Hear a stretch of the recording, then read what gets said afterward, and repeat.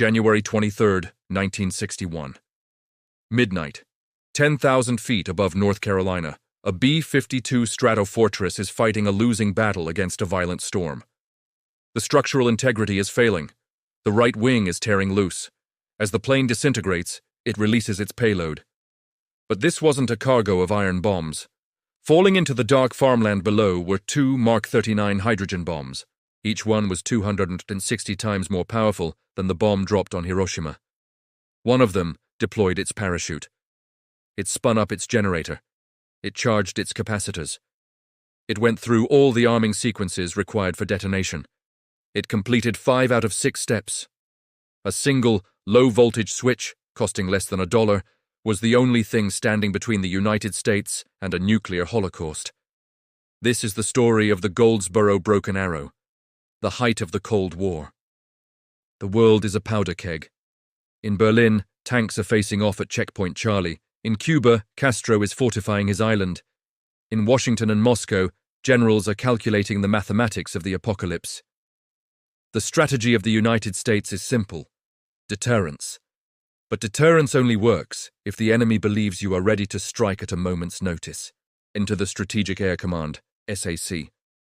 Under the command of General Curtis LeMay, SAC developed a doctrine known as Chrome Dome. The idea was terrifyingly simple. At any given second of the day, 24 hours a day, 365 days a year, a fleet of B-52 bombers would be in the air. They would loiter at the edge of Soviet airspace, waiting for the code to cross the border and unleash hell.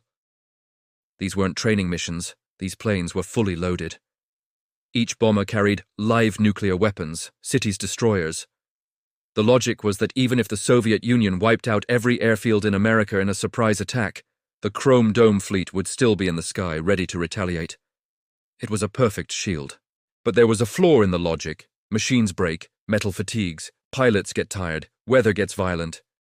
When you keep nuclear weapons in the air constantly, the law of averages dictates that eventually, gravity will win.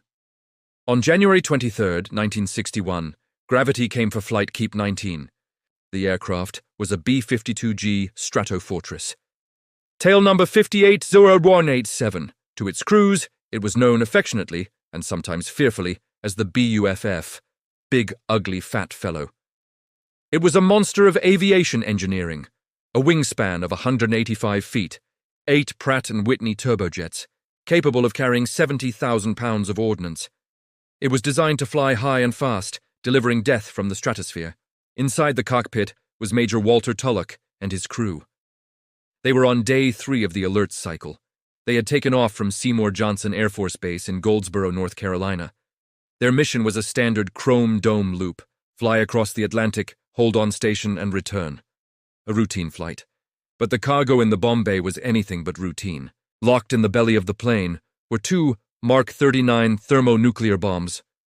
These were not the primitive Fat Man bombs dropped on Nagasaki. These were hydrogen bombs. Each weapon weighed over 6,000 pounds. Each weapon had a yield of 3.8 megatons. To put that in perspective, the bomb that destroyed Hiroshima had a yield of 15 kilotons. The Mark 39 was 250 times more powerful. If one of these detonated over the Pentagon, the fireball alone would be 3 miles wide. The thermal radiation would cause third-degree burns as far away as Baltimore. It was a weapon designed to erase entire metropolitan areas. On the night of January 23rd, the safety of the East Coast relied on the shackles holding these bombs in place, and the structural integrity of a single airplane flying into a storm it couldn't handle. As Flight Keep 19 approached the North Carolina coast for a refueling rendezvous, trouble started. The air refueling tanker, a KC-135, noticed something spraying from the right wing of the bomber. "You're leaking fuel," the tanker pilot radioed. "Heavy leak, right wing." Major Tulloch checked his gauges. He was losing thousands of pounds of fuel. A fuel cell had ruptured. The mission was aborted. Tulloch was ordered to enter a holding pattern off the coast to burn off excess fuel before attempting a landing. You cannot land a B-52 fully loaded with fuel and nukes. It's too heavy. But as they circled, the situation deteriorated. The leak worsened. 37,000 pounds of fuel vanished in 3 minutes. The weight imbalance was becoming critical. The plane was becoming lopsided. And then, They hit the turbulence. They were flying at 10,000 feet, directly into a winter storm. Violent wind shear hammered the airframe. The B-52 is a flexible aircraft. Its wings are designed to flex 20 feet up and down. But there is a limit. At holding altitude, the pilots fought the yoke. The heavy left wing dipped. The plane began to roll. "Flaps up!" Tulloch shouted. But the plane wasn't responding. The imbalance was too great. The roll increased. 30 degrees, 50 degrees. The majestic bomber ceased to be a flying machine. It became a falling brick. Structural failure was imminent. At 9,000 feet, the right wing sheared off. The fuselage, subjected to massive G-forces, began to twist and break apart in mid-air. The tail section snapped away. Inside the cockpit, the centrifugal force pinned the crew to the walls. It was chaos. Major Tulloch gave the order, "Bail out! Bail out!" 5 crew members ejected. 1 did not survive the landing. 2 others, in the rear of the aircraft, never made it out. They died when the fuselage slammed into the mud. But as the plane disintegrated, the bomb bay doors were torn open by the G-forces. The shackles holding the nuclear payload failed. 2 hydrogen bombs were now free-falling towards the sleepy farmland of Faro, North Carolina. And the plane was no longer sending safe signals to the weapons. What happened next is a study in the terrifying complexity of nuclear engineering. The 2 bombs, though identical, took 2 very different paths. We call them bomb number 1 and bomb number 2. Bomb number 1 fell like a stone. It didn't have time to stabilize. It plummeted through the darkness and slammed into a muddy field at nearly 700 miles per hour. It buried itself deep into the swampy earth, plunging nearly 20 feet down into the mud. The impact disintegrated the bomb. The high explosives inside shattered but did not detonate. The nuclear core, the pit of uranium and plutonium, sat there, buried in the sludge. Safe. But bomb number 2. Bomb number 2 decided it was being deployed for war. As the B-52 broke apart, the lanyard attached to the bomb snapped. To the bomb's internal computer, this snap signaled, "I have been dropped by the crew." The weapon woke up. It began its arming sequence. Step 1. The arming wires were pulled out as it fell away from the bay. Step 2. The pulse generator initialized. Thermal batteries fired up, providing power to the weapon's brain. Step 3. The parachute deployed. This was a 100-foot diameter chute designed to slow the bomb down, giving the B-52 pilot enough time to escape the blast radius. The parachute caught the wind. The bomb stabilized.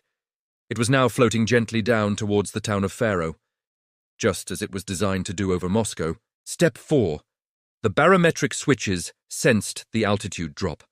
Step 5. The timer ran out. Inside the weapon, the firing capacitors charged. These are the components that send the electrical jolt to the high explosives, compressing the plutonium core and triggering the nuclear reaction. The bomb was live. It was ready. It was descending. A farmer, hearing the crash of the plane, looked up.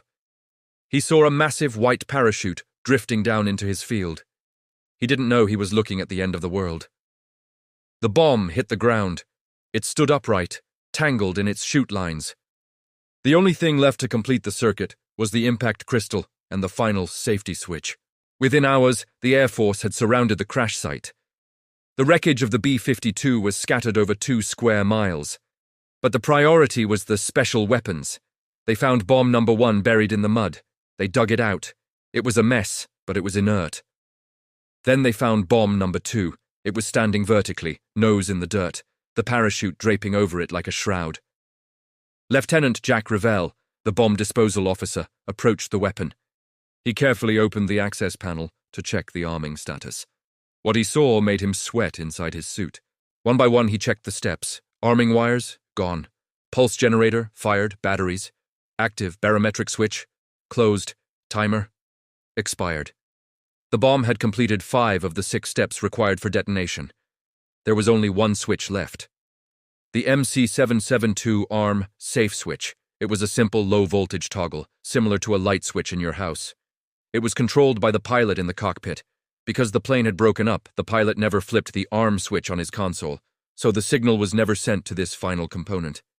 Later, engineers analyzed that switch. They found that during the breakup of the plane, a high-voltage surge could have easily short-circuited the wiring. If a short circuit had occurred, the electricity would have bypassed the switch. The bomb would have detonated. Secretary of Defense Robert McNamara later admitted, by the slightest margin of chance, literally the failure of two wires to cross, a nuclear explosion was averted. That single switch, a piece of mass-produced electronics costing less than $1, was the only thing that saved North Carolina. If that switch had failed, the results would have been catastrophic. A 3.8 megaton blast would have created a fireball large enough to vaporize everything within a 2-mile radius. The shockwave would have flattened buildings for 10 miles. But the fallout would have been the killer. The wind that night was blowing north. Deadly radioactive ash would have rained down on Washington, D.C., Baltimore, Philadelphia, and New York City. Millions would have been at risk. The Air Force recovered bomb number 2 intact. But bomb number 1 was a different story. It had smashed into the swamp so violently that the uranium core was buried too deep to recover. The Air Force dug down 50 feet, but the groundwater kept flooding the hole. Eventually, they gave up. They filled in the hole. Today, that field in North Carolina is just a patch of overgrown grass, but beneath the soil, buried deep in the mud, lies the uranium core of a Mark 39 hydrogen bomb. The Air Force bought the land. No one is allowed to dig there. No one is allowed to build there. It is a silent graveyard for a weapon that almost killed its creators. The Goldsboro incident was not unique.